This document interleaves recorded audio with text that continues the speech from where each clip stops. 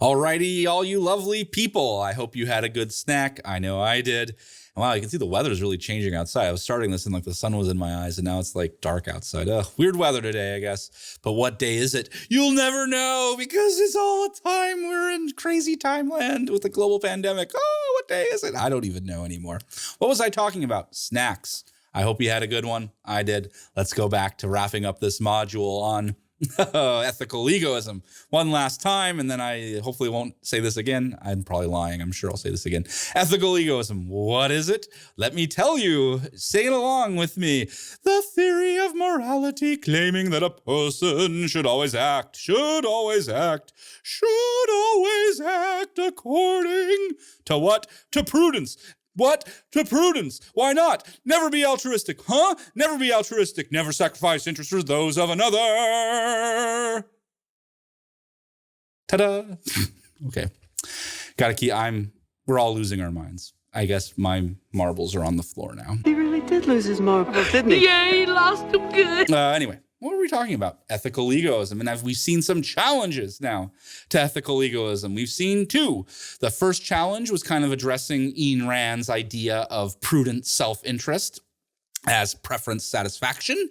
Again, the idea being that her theory is telling you to satisfy your wants, your values, your interests. That's morality. But none of this tells you what it is you should value or should prefer if you don't know. Give to the poor, buy the car. No advice, no help forthcoming from this type of ethical egoism. And again, if this is supposed to be a theory of morality, it seems weird that we're not being told what we should value in this case. It's left to, I don't know, flip a coin? I don't know. So I think that's a weakness that this view has. That was the first problem. Second problem was we saw with the full big argument of the diagram there. Again, one of these premises, the conflicting concerns premise, seems to be false. So it seems to be resting on a false dichotomy between prudence and altruism, pulling us into opposite directions. So it all comes down to a conflict between your interests and the interests of others.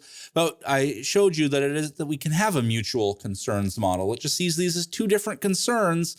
And it is possible, at least logically and probably in practice, to integrate these concerns, to think integratively, I love that word, where we at least try to consider everyone's interests. So we try to combine the concerns of prudence for myself and the concerns of altruism, caring about others as well. All right, so those are a couple challenges. Again, the notion of preference satisfaction not being helpful in certain ways, and then this false dichotomy in her argument. And you can read a few other things on it. I've probably talked too much as it is about this, but it's interesting, and I think a lot of people believe it. So I do think it's worth spending time on this for sure. But I would like to like I was going to say, James Rachel, Stuart Rachel, they present a bunch of other things that are kind of interesting. If you're curious, you can read and tweet about. That's cool. But I want to present the last challenge, the last kind of thing that Rachels talk about, because I do think this argument gets to the core of the problem, or the biggest challenge for ethical egoism. And this appears when James and Stuart Rachels present this principle of equal treatment. And according to the principle of equal treatment, we should treat people in the same way unless there is a relevant difference between them. Again, we should treat people the same way unless there's a relevant difference between them. And that principle of equal treatment, I think, it's pretty powerful. And they note that it's really hard to find people who don't agree with that in some way. And they give a lot of examples that I think they're clear, so I won't go into. But I think one thing we can note right away is there is a pretty interesting similarity between the principle of equal treatment and a concept we talked a bit about in Unit 1. You might not remember. This is the principle. Which is it? The principle, I'm done. You're like, Professor, just say it. Fine. The principle of consistency.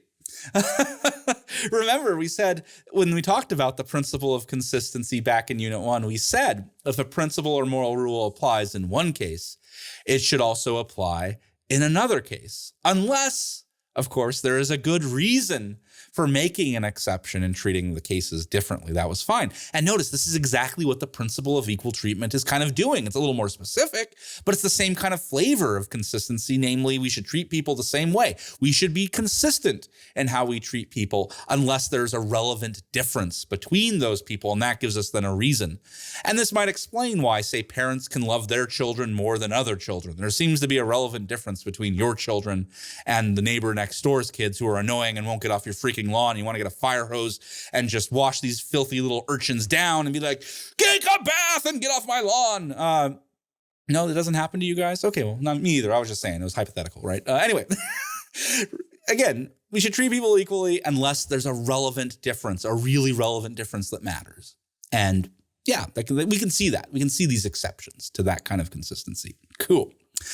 Now, here's the argument, though. How about I use the principle of equal treatment against ethical egoism? I'll build up to it. I will, because I think it's a pretty cool thing, a pretty powerful argument here.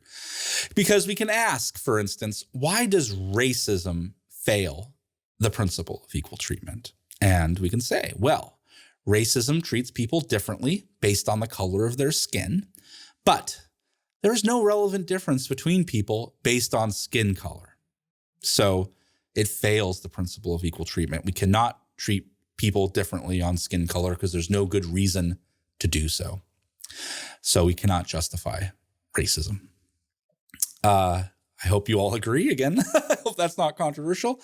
But we can just ask also, why does sexism fail this principle of equal treatment? Again, sexism treats people differently based on their gender, but there is no relevant difference based on gender. So we cannot justify treating people differently based on gender.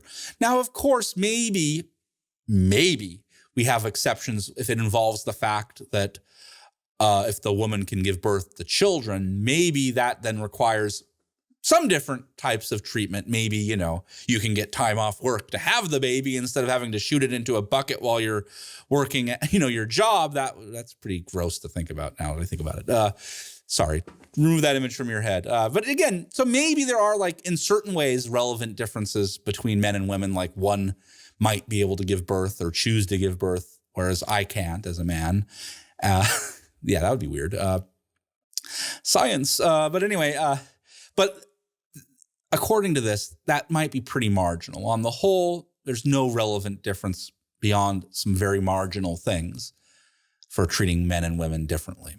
And we've seen a little bit of that when we talked about quotas in the last unit. Anyway, so again, sexism fails the principle of equal treatment because there's no good reason to treat people differently based on their gender, at least from a moral perspective. So now, and you can go on and do other kinds of bigotry and see why those other kinds of bigotry fail the principle of equal treatment, not having a good reason to treat these two groups of people differently. Now we can ask, having done all that, why does ethical egoism fail the principle of equal treatment? And it's quite simple.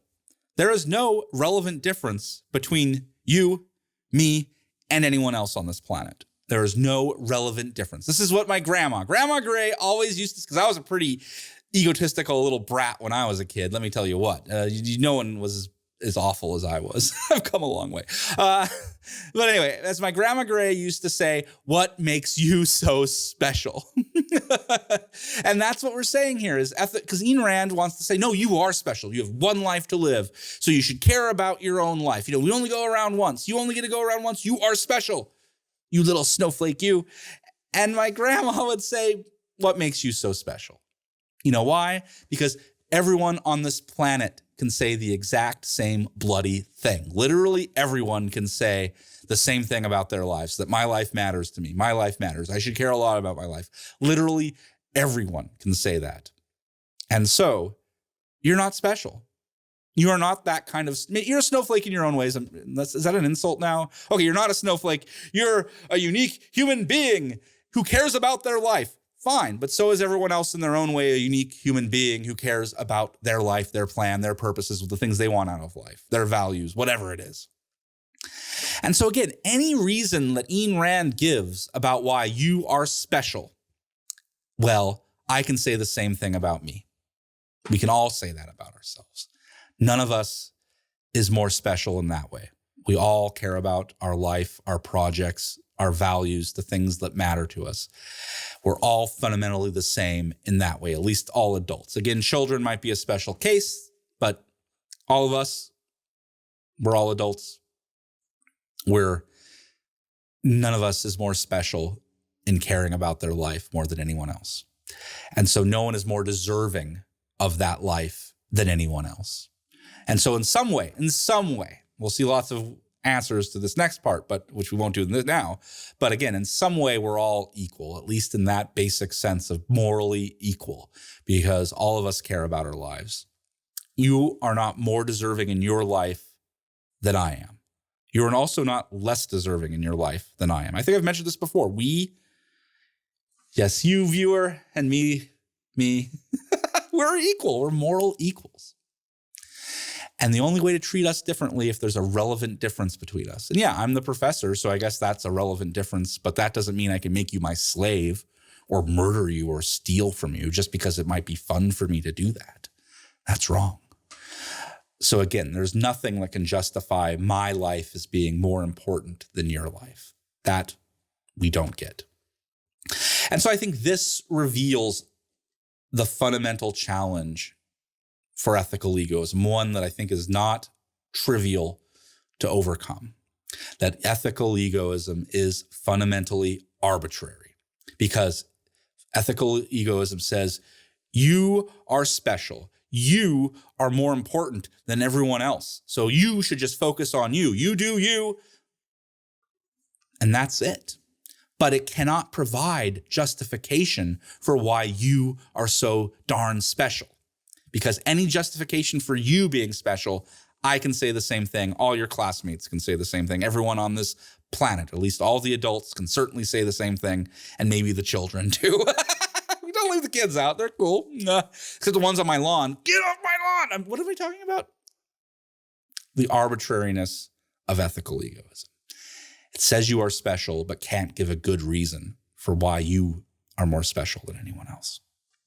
So it's arbitrary. It's acting without reason justification.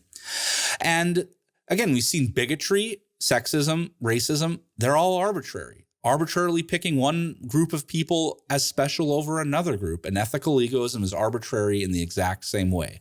Bigotry is arbitrary because it's based on skin color or gender. Those do not matter. Bigotry is arbitrary. It cannot justify treating groups of people differently based on skin color or gender or whatever. And ethical egoism is bigotry in the exact same way, except it's just bigotry for yourself over everyone else. So I do think this principle of equal treatment, gives us a pretty deep insight in that in some important way, again, in some way, we are all equal. We're all morally equal with each other. And so, again, going back to that minimum conception of morality, that just seems so commonsensical to Rachel's, that morality just has to include at least some recognition of the needs of others, whether or not you care about others or not, doesn't matter. So we need to think about how do we compare my interests to your interests to everyone else's interests? Or what does this mean that we're all morally equal? But that's another argument for another module. We'll start soon. But I think at least now we can see that at least this principle of equal treatment is saying, that it's not just all me and I can ignore everyone else. And that's pretty cool.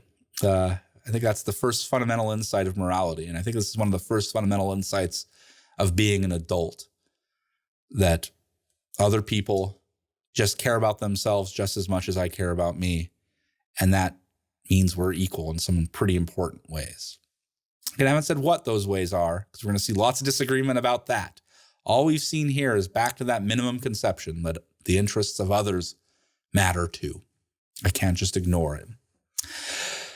Oh, I think that's enough on ethical egoism. You guys are such rock stars. Stick it in through this. This is great. Oh, so my favorite time, of course, of every module. I hope you guys like it too, or maybe you just hit exit at this point. So bye. But you can, if you want to stick with me. Oh, let's remove that arm flab, people. Oh, come on. Don't run away. Pat yourself. If you haven't done it yet, you really are missing out. This is like absolutely glorious. And when I have the toned underarm and you got flabby arms, I'll say I told you so. No, I won't. I'm a nice person. I'll just say like, oh, that's cool. You do you. You like to be flabby? Be flabby. What was I talking about? Take that, Pat. We're done with this, or we're almost done at least. I'm done. You got to still finish a few things perhaps. Take that module quiz. Maybe do some tweeting. Why the heck not? And of course, what else am I going to do? Well, you know by now. I'll be waiting here when you're ready for that next module. But hey, until then, you know what to do. Take care. Stay safe.